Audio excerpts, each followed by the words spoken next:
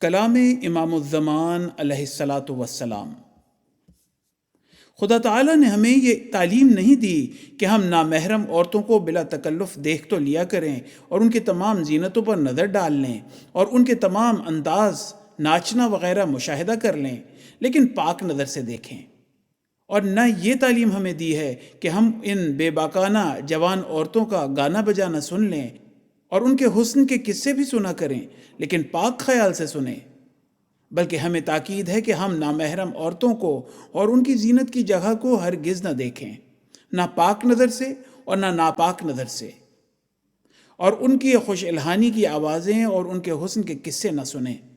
نہ پاک خیال سے اور نہ ناپاک خیال سے،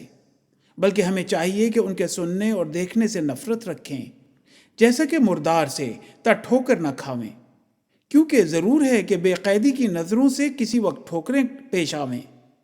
سو چونکہ خدا تعالیٰ چاہتا ہے کہ ہماری آنکھیں اور ہمارے دل خطرات سے پاک رہیں، اس لیے اس نے یہ اعلیٰ درجے کی تعلیم فرمائی۔ اس میں کیا شک ہے کہ بے قیدی ٹھوکر کا موجب ہو جاتی ہے؟ اگر ہم ایک بھوکے کتے کے آگے نرم نرم روٹیاں رکھ دیں اور پھر امید رکھیں کہ اس کتے کے دل میں خیال تک ان روٹیوں کا نہ آوے، تو ہم اپنے اس خیال میں غلطی پر ہیں۔ حوالہ اسلامی اصول کی فلسفی۔